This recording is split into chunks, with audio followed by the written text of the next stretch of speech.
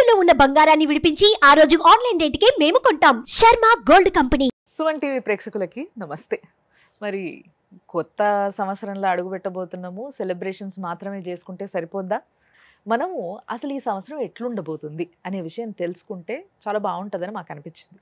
అందుకోసమే దానికి right person అయిన గురువు గారిని ఈరోజు పిలవడం, ఇన్వైట్ చేయడం జరిగింది మన స్టూడియోకి.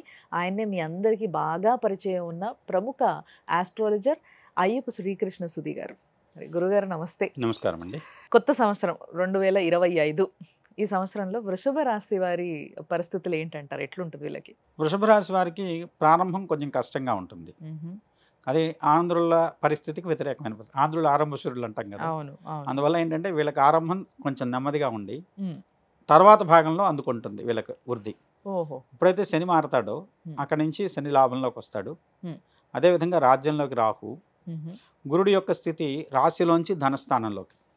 ఎప్పుడైతే ధనస్థానంలోకి గురుడు మారాడో వీళ్ళకి మూసుకుపోయిన దారులన్నీ ఒక్కసారిగా తెరుచుకుంటుంది.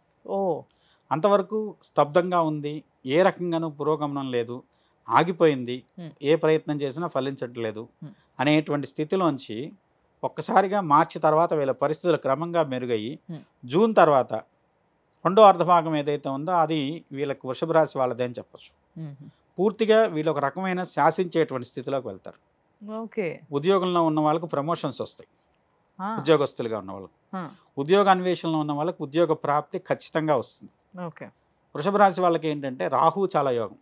రాజ్యంలో రాహు ఉంటే చాలా మంచి ఫలితాలు ఇస్తాడు. అది మే తర్వాత రాజ్యంలోకి వెళ్తున్నాడు. అలానే శని రాజ్యస్థానంలో ఉన్నటువంటి రాజ్యాధిపతి లాభస్థానంలోకి వస్తున్నాడు.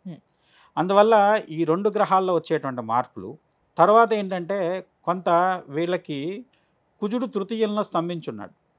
ఆ కుజ స్తంభన వల్ల ఏంటంటే కొంత సోదరులతో కానివ్వండి, సొంత వాళ్ళతో కానివ్వండి, లేకుంటే తను కింద పనిచేసేటువంటి వ్యక్తులు ఉంటారు, వాళ్ళతో వచ్చే రకమైనటువంటి వైషమ్యం, ఒక చిన్న విరుద్ధమైన వాతావరణం, పూర్వకంగా ఉండడం, దాని నుంచి విముక్తి లభిస్తుంది జూన్ తర్వాత. ఓకే. అందువల్ల ఎవరో ఒకళ్ళు పని కట్టుకొని వీళ్ళతో వైరం వల్ల పని ఆపారు, ఆ పనిలో ఉండేటువంటి వృద్ధి లేదు, ఆగిపోయింది. అవన్నీ కూడా జూన్ తర్వాత ఒకదాని తర్వాత ఒకటికి దానికి సమస్యలు పరిష్కారం అయ్యి మంచి పురోగమనాన్ని పొందగలుగుతారు.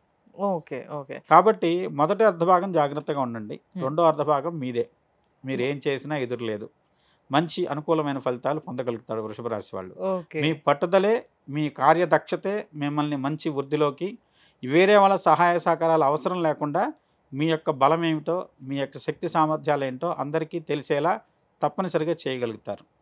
ఇక కాల పరీక్షలో మీకు ఎదురు లేదనేటువంటి స్థితి జూన్ నుంచి తదుపరి ఉన్నటువంటి గ్రహస్థితులు మీకు ఎంతో ప్రభావవంతమైన ఫలితాలు అందిస్తున్నాయి. కాబట్టి వృషభ రాశి వారిది 2025వ సంవత్సరం వృషభనామ సంవత్సరంగా చెప్పచ్చు. అంత మంచి ఫలితాలు ఉన్నాయి. కాబట్టి ఈ రాశి వాళ్లకు మొదట పని అవ్వలేదని కంగారు పడద్దు. కొంత పట్టుదలతోనూ ఓర్పుతోనూ ఫలితం కోసం ఎదురు చూడండి. ఫలితం మీకు అనుకూలంగా తప్పనిసరిగా వచ్చి తీరుతుంది, కానీ ఆలస్యంగా వస్తుంది. దాన్ని కనుక మీరు అర్థం చేసుకుంటే ఏ రకమైన చింత, ఏ రకమైనటువంటి మనోవేదన లేకుండా మీరు ఉండగలుగుతారు. కాబట్టి కాలం మీకు అనుకూలంగా మారేంత వరకు కొంత ఓర్పు వహిస్తే మీకే విజయవంతమైన ఫలితాలు ఉన్నాయి. అది వృషభ రాశికి సంబంధించిన ఫలితాలు. మరి వృషభ రాశిలో మొదటి సగం అనేది కొంచెం కష్టంగా ఉందన్నారు కాబట్టి మే వరకు పిల్లలకి ముఖ్యంగా ఎగ్జామ్స్ జరిగేది ఇప్పుడే. మరి ఈ విద్యార్థుల పరిస్థితి ఏంటంటారు? బోర్డ్ ఎగ్జామ్స్ రాసే వాళ్ళది, ఇట్లాంటి వాళ్ళు. ఇక్కడ వృషభ రాశిలో గురుడు ఉండటం వల్ల గురుడు కొంత మెరుగైన ఫలితాలు ఇస్తాడు. అంటే విద్యాకారకుడు గురుడు ద్వితీయ స్థానంలో అంటే వృషభ రాశిలో సంచారం చేస్తాడు. వృషభ రాశి వాళ్ళకి అది రాశి అవుతుంది, అంటే నేచర్కి ద్వితీయ స్థానం అది వృషభ రాశి. అందువల్ల ఏంటంటే వృషభంలో ఉన్నటువంటి గురుడు కొంత మెరుగైనటువంటి విద్యా ఫలితాలు ఇస్తాడు. దాని విషయం ఆర్థికంగా ఇబ్బంది ఉంటుంది, విద్యాపరంగా కొంత అనుకూలత ఉంటుంది, కానీ ఫలితాలు అనుకూలంగా ఉంటాయి, కానీ బాగా ఉన్నత శ్రేణి ఫలితాలు కాదనుకోవచ్చు. ఓకే. కాబట్టి కొంచెం మీరు కష్టపడాలి, కష్టపడి ప్రయత్నిస్తే కష్టే ఫలి అని అనుకోండి ఆ విద్యాపరంగా అయితే. ఓకే. ఓకే.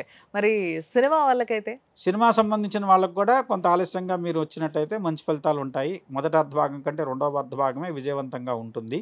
ముఖ్యంగా శని మీకు అనుకూలుడిగా మారారు కాబట్టి మీరు ఏప్రిల్ నెల దగ్గర నుంచి మీకు విశేషమైన ఫలితాలు చాలా అనుకూలంగా ఉన్నాయి. ముందుకు వెళ్ళడానికి అన్ని విధాలా దోహదపడేటువంటి పరిస్థితులుగా చెప్పచ్చు.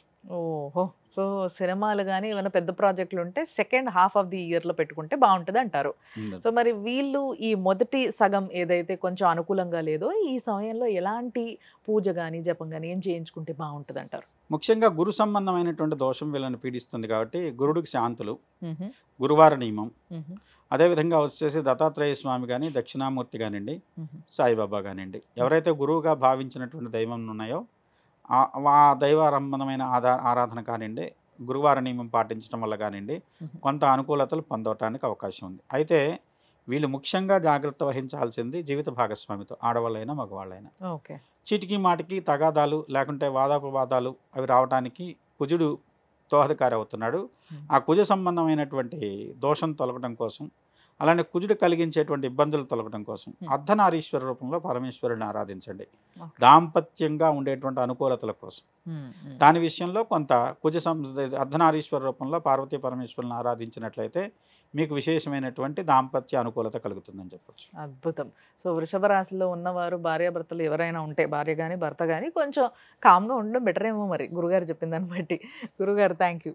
నమస్కారం అండి.